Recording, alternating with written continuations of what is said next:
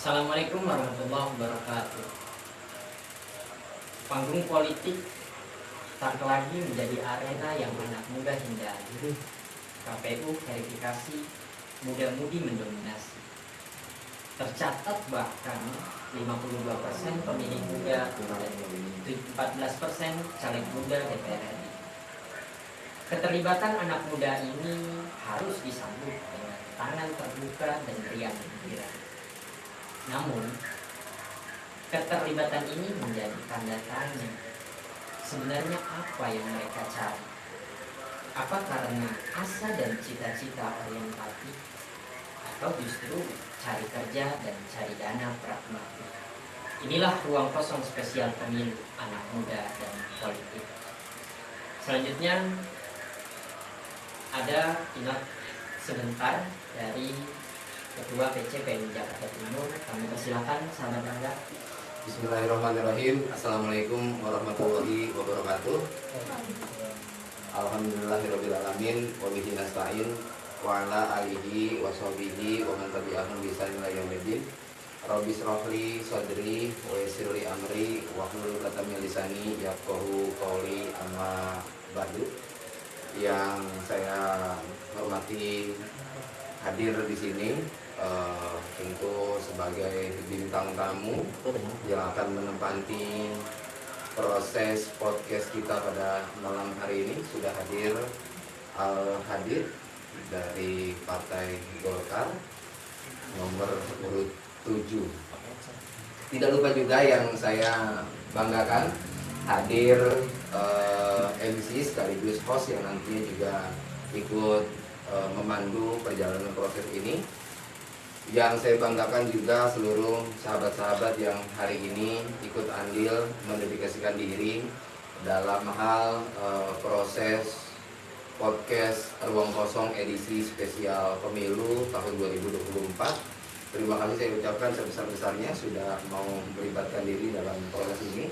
Semoga apa yang kita dedikasikan untuk organisasi tentu juga nanti akan memberikan manfaat tentu untuk masing-masing pribadi sahabat-sahabat sekalian. Sederhana sahabat-sahabat yang ingin saya sampaikan, tidak banyak yang pasti. Saya cuma mau menyampaikan bahwa sengaja pengurus cabang Pergerakan Mahasiswa Islam Indonesia Jakarta Timur mengusung kegiatan podcast Ruang Kosong spesial pemilu, di mana kami berharap sebetulnya tidak lain dan tidak bukan sama-sama untuk memberikan informasi sekaligus juga mencerdaskan anak bangsa.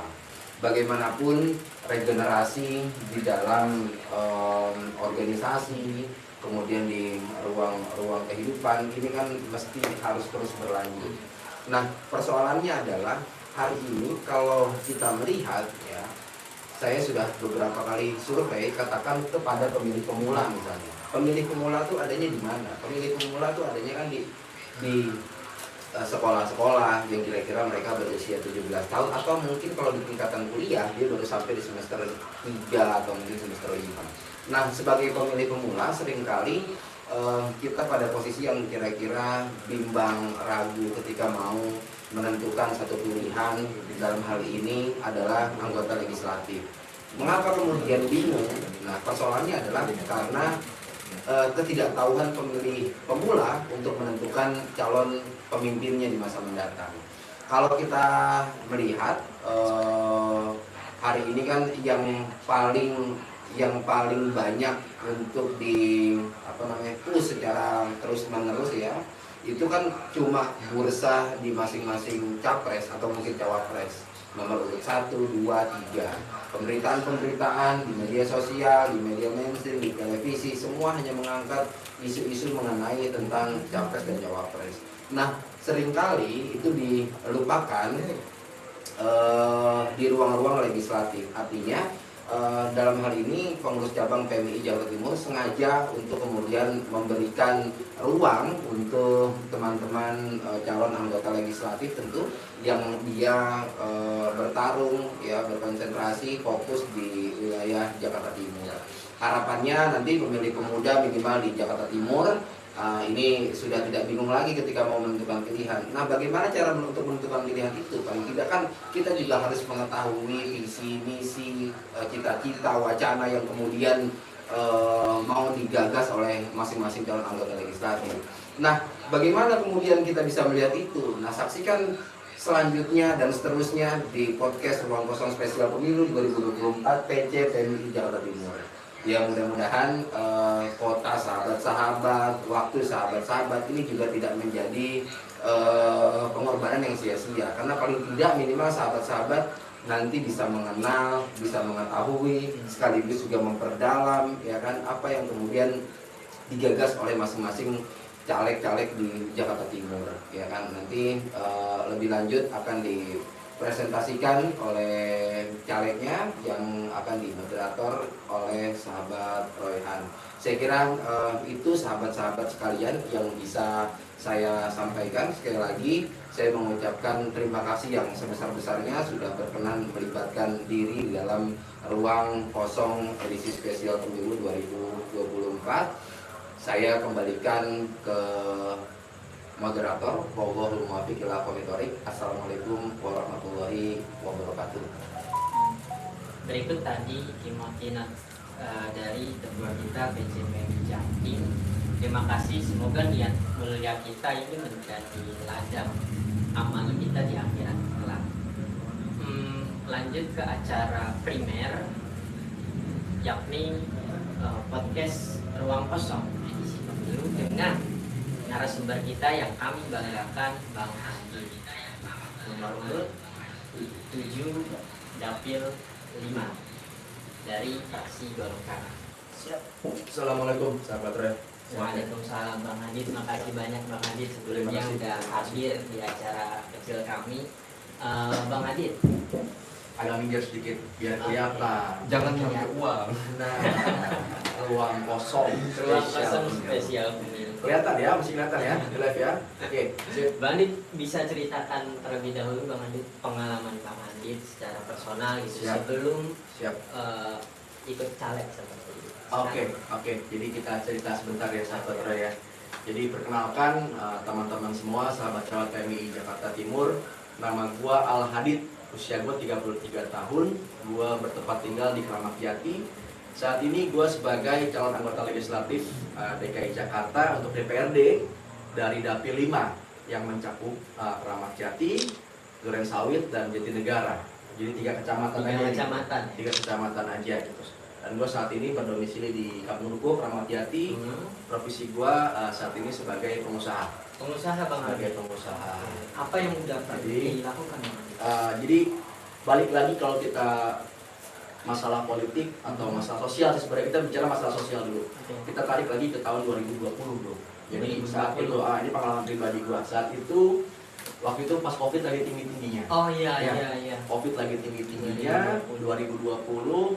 Saat itu banyaklah masalah-masalah yang terjadi. Banyak saudara kita yang kehilangan pekerjaan, banyak teman-teman kita yang dagangannya sepi, nggak laku, harus tutup dan lain sebagainya. Banyak juga bansos dari pemerintah yang tidak tepat sasaran. Dan itu gua rasakan sendiri bro. Di lingkungan sekitar kita, lingkungan terkecil kita di Kelurahan Duku itu banyak terjadi di mana warga yang seharusnya mendapatkan bantuan tidak mendapatkan bantuan. Sedangkan saya nih, gua pribadi yang insya Allah tidak membutuhkan bantuan sosial dari pemerintah, malah dapat bro. Artinya di sini ada ketidakadilan yang terjadi di masyarakat, di tengah-tengah masyarakat kita gitu. Jadi dari sini, daripada gua marah-marah nggak jelas sama pemerintah, daripada gua mengutuk, jadi mending gua berbuat sesuatu. Di situ gua kumpulin teman-teman, kita bikin sebuah yayasan untuk membantu warga-warga yang terdampak COVID. Yayasan ini namanya Al Hadid Center. Al Hadid Center. Ini sebuah yayasan yang gue dirikan non profit untuk membantu warga-warga yang membutuhkan. Waktu itu fokus di COVID kita memang.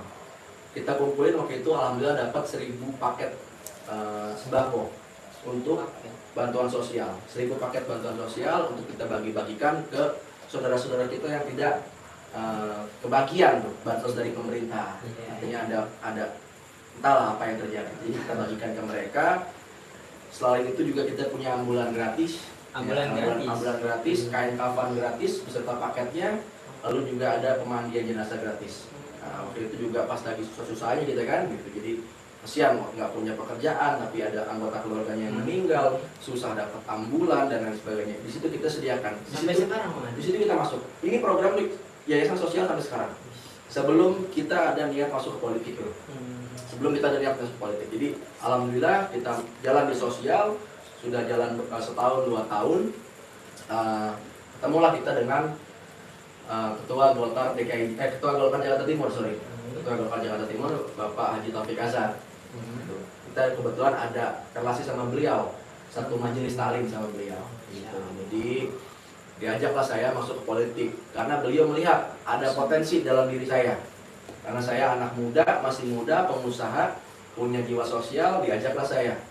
Al-Hadid, kamu masuk politik.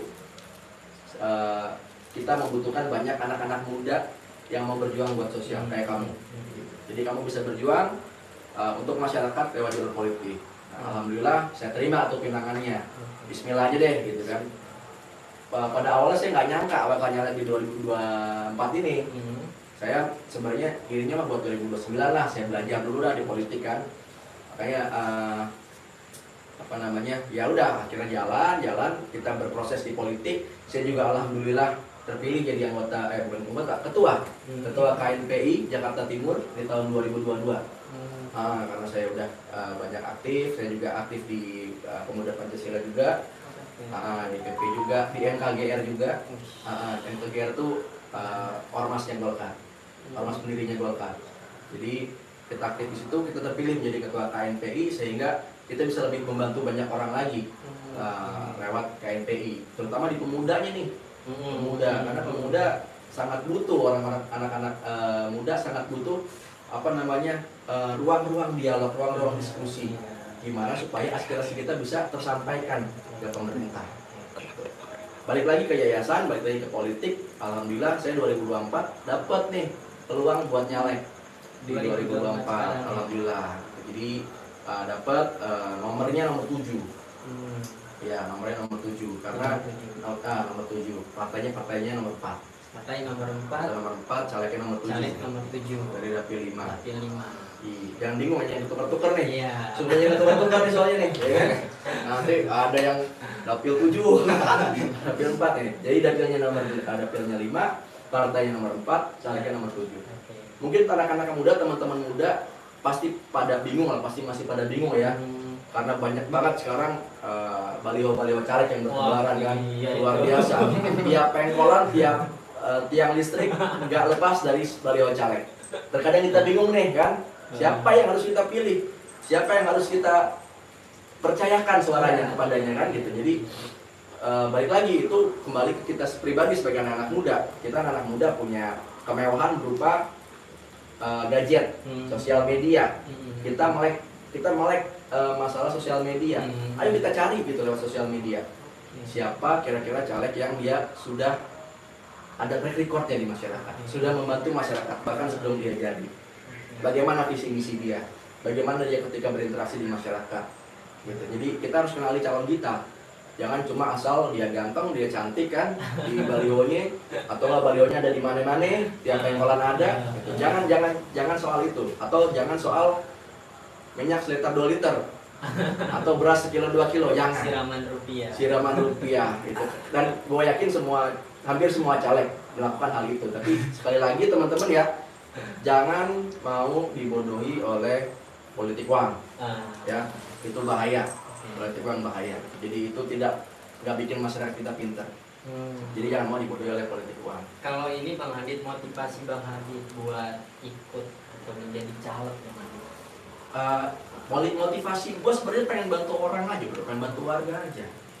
Karena sebaik-baiknya manusia itu adalah manusia yang bermanfaat buat orang lain. Itu yang sangat gue pegang gitu. Jadi kalau masalah materi, alhamdulillah kita sudah mencapai apa yang secara duniawi ya, sudah mencapai lah insya Allah.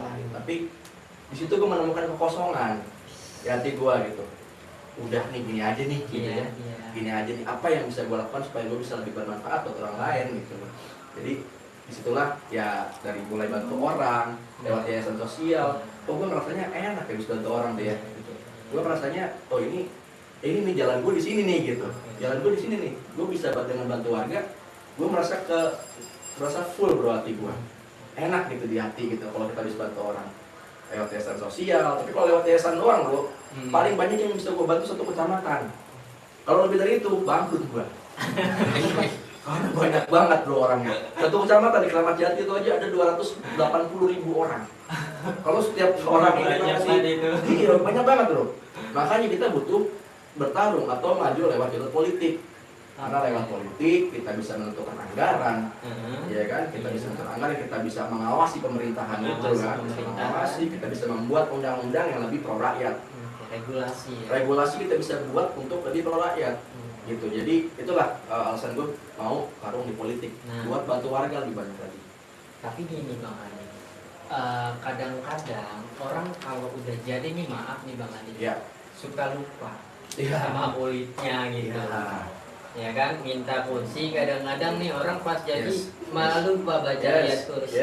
Kira-kira apa yang bisa menggaransi Bang Adi untuk tidak lupa terhadap kaum makan itu? Jadi ini juga menjadi salah satu keresahan. Keresahan. Ketika gue turun di bawah, ketika gue turun di masyarakat, gue ngobrol sama masyarakat, gue menemukan keresahan ini bro. Jangan-jangan bapak kayak yang udah nih, lupa kan? Apa yang bisa membuat bapak ingat lagi sama kita? Makanya sekali lagi Bapak Ibu, kenapa Pak Calegnya bisa lupa Bapak Ibu? Karena Bapak Ibu sudah dibeli. Biasanya begitu bro, caleg yang lupa sama warganya biasanya dia udah beli putus. Iya, udah beli putus, udah istilahnya dibeli suara itu. Karena dia sudah merasa membeli suara, dia tidak ada tanggung jawab lagi buat kunjungin warganya, buat ngurusin warganya. Kita udah beli putus, sudah lunas ini barang gitu. Nah makanya itu gua sangat menghindari yang namanya money politik, supaya gue ada utang budi ke warga. Warga sudah milih gue loh, dia nggak dikasih apa-apa, nggak dikasih, tapi dia bisa percaya sama gue, dia bisa milih gue. Ini ya jadi tanggung jawab moral gue, ini jadi tanggung jawab moral gue. Jadi ya mau nggak mau gue harus kembalikan tanggung jawab itu. Gue harus amanah, gue harus membantu warga yang sudah memilih gua, yang sudah memilih, baik yang nggak memilih juga harus tetap bantu selama dia warga Jakarta, gitu. Jadi itulah gitu. Jadi balik lagi masalah caleg, kita lihat caleg itu, misalkan caleg itu sudah berbuat dari sebelum dia mau nyalek, dia sudah punya yayasan, dia sudah membantu orang, sebelum dia nyalek dia sudah berbuat, itu hampir 70% atau 80% dipastikan dia pasti akan berbuat seperti itu lagi, karena dia sudah berbuat dari dalam hatinya dia tanpa maksud embel-embel politik. Kan sekarang banyak nih caleg nih. Benar-benar. Giliran mau nyalek, dibaru deh, pakai peci, bagi-bagi sembako, pura-pura jadi orang baik, ya kan? Tapi di mana kita bisa menilai itu baiknya benar atau bohongan? Lewat track record. Kita lihat track record caleg ini dia baiknya ketika mau pemilu doang, atau dia sudah lama berbuat. Kalau dia sudah lama berbuat, dia sudah ada track record baiknya, dia aktif di yayasan sosial, dia aktif di organisasi, insya Allah setelah dia jadi pun dia akan tetap berbuat seperti itu. Gitu. Jadi kita harus lihat track record si caleg itu. Jadi jauh sebelum dia nyalek dia sudah pernah berbuat. Insya Allah 70% 80% akan aman. Ini keren ya, edukasi buat kita untuk memilih caleg. Jadi lihat dari track record itu. Lihat dari track recordnya dia. Jadi gini juga friend, gua ada beberapa aplikasi yang bisa kalian pakai ya untuk, atau website yang bisa kalian pakai untuk mengecek track recordnya si caleg ini. Ada beberapa website, atau yang pertama pasti Instagram lah ya, Instagram, Facebook. Itu pasti semua caleg, hampir semua pasti mereka punya Instagram dan Facebook, ya kan? Kalian bisa lihat tuh track recordnya si caleg itu dari Instagram sama Facebook. Itu yang paling gampang. Yang ketiga ada aplikasi namanya Goodkind. Goodkind, G-O-O-D, Goodkind. Goodkind, Kind itu KIND.id, Goodkind. Itu kebetulan join Goodkind juga. Jadi mereka situs yang khusus untuk jadi kayak sosial medianya para politikus. Gitu bro. Jadi sosial media para politikus, track recordnya dia bisa masukkan di situ. Sudah apa aja yang dia perbuat di masyarakat. Terus masyarakat yang mau melakukan pengaduan bisa langsung lewat situ juga. Gitu. Goodkind. Jadi bisa tetap dicek websitenya. Goodkind itu buat terdaftar di situ. Jadi track record caleg itu jelas di situ semua dia masukin. Tapi mungkin belum semua ya, belum semua caleg bergabung. Yang sudah bergabung bagus. Track recordnya jelas di situ ada semua. warga yang mau bikin pengaduan juga tinggal ketik di situ aja, tinggal masukin aja, dan bisa dipantau pengaduan ini apakah sudah ditindaklanjuti atau belum. Oke, jadi itu bagus tuh situs ya, bagus. Nanti teman-teman kalau ada waktu dicek aja buat mengecek track recordnya si caleg itu. Kalau Bang Adit sekarang kan kita rada minggir sedikit nih. Belum lama ini ada fenomena Bang. Jadi caleg itu sampai rela ngejual ginjalnya Bang Adit di Bondowoso demi kampanye. Ya. Itu tanggapan Bang Adit gimana? Jadi Itu ada itu belum lama. pesan saya buat teman-teman Iya. anak-anak muda, terutama yang mau nyalek nih, yang mau nyalek itu buat anak-anak muda, jangan jadikan caleg ini menjadi profesi kalian. Oke. Ya, jangan jadikan caleg ini menjadi sebuah pilihan profesi, bukan. Nyalek ini bukan profesi. Kita jadi anggota bukan profesi. Profesi itu dokter, tentara, polisi, insinyur itu profesi. Tapi anggota dewan itu bukan profesi. Anggota dewan itu jalur pengabdian. Jadi mereka yang maaf ya, yang tadi sampai jual ginjal, artinya dia menjadikan si caleg anggota dewan ini jadi profesi. Jadi mau gimana caranya gue harus dapat, harus menang. Memang sih kita sebagai caleg harus menang, tapi ya nggak gitu-gitu juga gitu bro. Kalau jual tanah wajar lah, jual mobil wajar lah. Tapi kalau jual ginjal ini kan kesehatan kita ya, kesehatan kita ke depannya seperti apa. Ya kalau menang bisa beli ginjal lagi, bisa nggak beli ginjal lagi? Katanya comeback kalau Bisa nggak? kita Nah, bisa kalau menang. bisa nggak kalau menang dipasang lagi bisa gitu ginjalnya. Gitu. Jadi ya kalau menang, bro. Iya. Kalau kalah kan nggak lucu. Iya. Udah kalah ginjal juga hilang kan, aduh kasihan. Jadi buat teman-teman semua jangan jadikan politik itu sebagai profesi kalian atau nyalek itu sebagai profesi kalian. Tapi ketika nyaleklah ketika kalian sudah siap secara materi, ya baik materi dari dalam diri kalian, baik pun buat keluarnya, gitu. Jadi kalian pastikan kalian sudah cukup dulu nih dalam diri kalian nih, Dalam diri ya. dalam diri kalian, secara mental kalian sudah siap, secara materinya kalian sudah cukup, artinya buat rumah tangga lu jangan sampai terganggu gitu tuh gara-gara nyalek. Banyak juga nih yang rumah tangganya pada terganggu gara-gara nyalek, istrinya di rumah kagak diurusin, Iya, iya. jangan sampai gitu. Jadi bener-bener nyalek ini jadikan sebagai pengabdian kalian, jangan jadikan sebagai profesi. Kalau nyaleklah ketika kalian sudah benar-benar siap secara materi. Ini keren teman-teman ya. Pesan dari Abang Bang Hadid Ya. ya, selaku caleg nomor urut 7 tadi, dapil 5 fraksi Golkar. Jangan jadikan caleg itu sebagai profesi Bang Hadid, Sebagai profesi, tapi sebagai dedikasi. Dedikasi pengabdian ke masyarakat. Itu. Terus Ya. kemudian Bang Adit melihat fenomena khususnya di dunia maya ya Bang Adit ya. Ya. Kita ini kan diajari bahkan dari Pancasila adanya persatuan Indonesia, tapi di dunia maya tuh Allah Akbar. Ya. Karena netizen tuh saling menghujat. Sudah kelihatan bro, sudah kelihatan lah.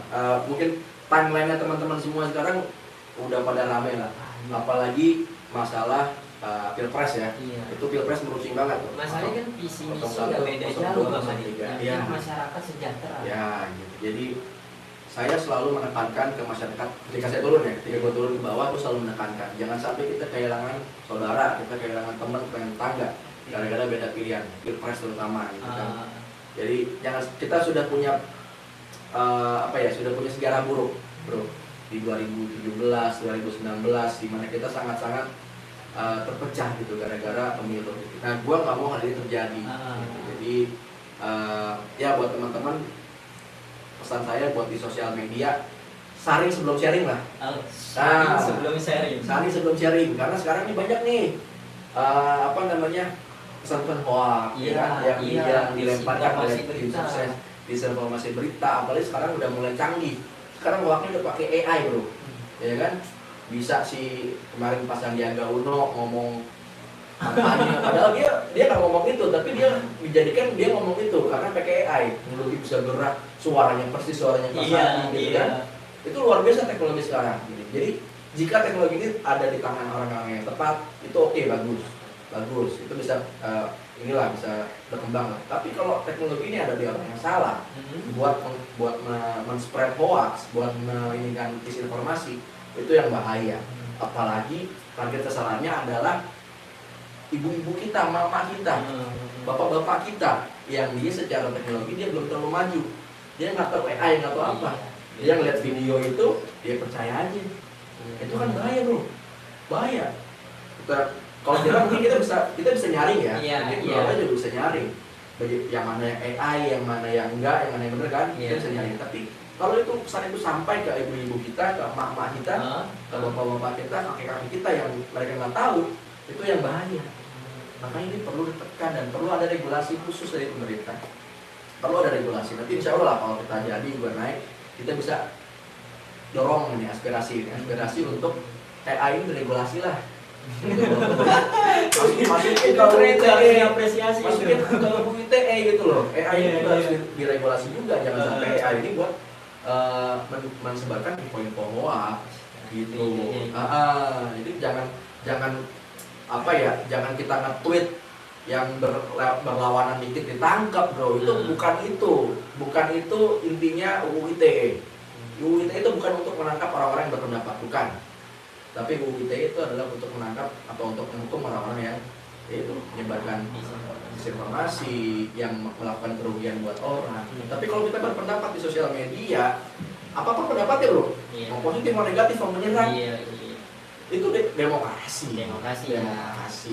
Kita bebas asalkan tidak menyerang secara personal. Selama itu di backup dengan data yang bagus, kita nggak bisa dihukum harusnya. Berarti was-was dari hoax ya. Hati-hati bro, hoax bro. Hati-hati masyarakat, nah terutama ibu-ibu, mama ya, hati-hati nih ya, jangan sampai kita kehilangan saudara gara-gara pemilu. Toh juga ujung-ujungnya yang di atas itu juga pada ngopi habis pemilu. Iya bro. Yang lucunya Bang Adi, ada pasangan gara-gara beda pilihan itu sampai putus banget. Aduh, itu yang bahaya. Itu terjadi bro. Banyak terjadi di tetangga gua, suami istri sampai suami tidur di luar gara-gara suami pilih 01, istri pilih 02. Tapi alhamdulillah habis pemilu sih ini lagi ya, nyambung lagi itu tuh ranjang lagi, cuma pemilu doang nih bisa ranjang cuma kan ya bete juga gitu kan. Lucu ya. Jadi jangan sampai lah gitu. Jangan sampai kita bermusuhan gara-gara pemilu. Ya insya Allah sekarang juga pilpresnya kan 3 paslon ya. Iya, sekarang 3 paslon, jadi nggak 2 paslon, jadi nggak terlalu ini banget kayak dulu. Ngobrol kenceng nih, ada putih ada hitam kan. Jadi dia berada di tengah. Kalau sekarang kan ada 3 poros. Jadi mudah-mudahan sih lebih lebih damai lah. Saya juga mengajak sahabat-sahabat PBI semua untuk terus menjaga stabilitas pemilu ya. Jangan sharing hal-hal yang sifatnya hoax atau bersifat kebencian. Tetap jaga adem lah gitu. Itu cuma 5 tahun sekali buat apa kita berantem. Betul. 5 tahun acara 5 tahun. Pesta namanya pesta demokrasi kan. Iya, harusnya kita berpesta. Seneng ya Bang. Seneng aja. Kemudian Bang Adit ini kalau tadi kan tanya jawab untuk ya akar rumput, kalau ini khusus ke caleg-caleg yang semisal Bang Adit yang masih muda itu Bang Adit. Biasanya kan caleg muda ini rada, bahasa sekarang itu rada insecure gitu. Gara-gara ada komentar masyarakat di politik itu buruk, politik itu jahat. Bagaimana Bang Adit menanggapi hal ini? Jadi sebenarnya bukan politik yang jahat bro, bukan politik yang jahat, tapi politik itu sebenarnya seperti tools aja, seperti pisau. Pisau itu jika berada di tangan orang yang tepat, di tangan orang yang chef. Pisau itu berada di tangan chef terkenal, itu bisa membuat makanan yang enak. Tapi kalau pisau itu berada di seorang penjahat, chef Renata, ampun. Balikin lagi. Jadi gak fokus gue. Jadi bayang-bayang. Tapi kalau pisau itu berada di tangan penjahat, pisau itu bisa matiin orang. Begitu pun dengan politik. Kalau politik berada di tangan orang-orang yang baik, orang-orang yang tepat, orang-orang yang dia benar-benar tulus mengabdi buat rakyat, itu masya Allah bro, insya Allah pasti maslahatnya bakal banyak buat masyarakat. Tapi kalau politik itu yang jadi yang mau aja, yang jadi maling ayam, yang jadi maling laptop, ini perumpamaan ya, yang jadi pada maling lah gitu. Pasti politik akan jadi seperti itu. Masyarakat pasti akan tertinggal. Jadi kita pastikan politik itu diisi oleh orang-orang yang tepat. Politik itu diisi oleh orang-orang yang benar-benar mau berjuang buat rakyat. Jadi itu politik itu sebenarnya nggak kotor, politik nggak jahat, cuma orang-orang di baliknya. Ya, Politik itu cuma alat. Jadi orang-orang baik harus terpilih supaya politik bisa kita gunakan untuk kemaslahatan umat lebih besar lagi. Gitu. Jadi gitu bro. Jadi buat teman-teman semua jangan takut masuk politik. Jangan Jangan takut takut masuk politik. Walaupun ya kalau buat nyalek ya, pastikan teman-teman juga kalau mau nyalek, pastikan dulu kayak yang gue bilang harus siap dulu materinya. Tapi masuk politik tuh nggak harus nyalek ya teman-teman ya. Masuk politik nggak harus nyalek. Kalian bisa ikut dulu masuk ke organisasi sayapnya partai, kalian bisa ikut ke kegiatan partai, bisa ikut kegiatan si caleg ya, itu sukses. Paling nggak kalian terpapar dulu dalam dunia politik. Ntar pelan-pelan kalian bisa naik. Siapa tahu kalian bisa nyalek ke depannya. Pokoknya gue tunggu 2029 nih, ya. 29 ya. 2029 Insya Allah, bro. Rangga juga, sahabat Rangga nih. 2029 saya tunggu di Partai Golkar. Siap. Ini keren nih Bang Adit. Bukan 2009-nya. 2029. Ini soal amunisi Bang Adit. Iya. Ini pertanyaan terakhir saya kira. Pertanyaan saya ulti Bang Adit. Ulti. Habis berapa duit Bang? Waduh. Kampanye. Waduh. Ini kalau gua sebutin angkanya kan viral tuh. Gitu. Nanti viral kayak Rian Ernest kemarin tuh. Udah viral gitu. Tapi kalau masalah gua nggak mau sebut totalnya ya, Iya, tapi iya. kalau untuk canvassing sendiri ya, kalau untuk turun ke masyarakat sekali turun itu ya kita bisa habis sekitar 2,5 juta, 3 juta, 2,5 juta. Itu kan buat beli konsumsi Itu pribadi atau pribadi. Kita sekali turun itu habis itu buat beli konsumsinya, buat bersihan, nah, terus buat beli souvenir dan sebagainya sekali turun ya.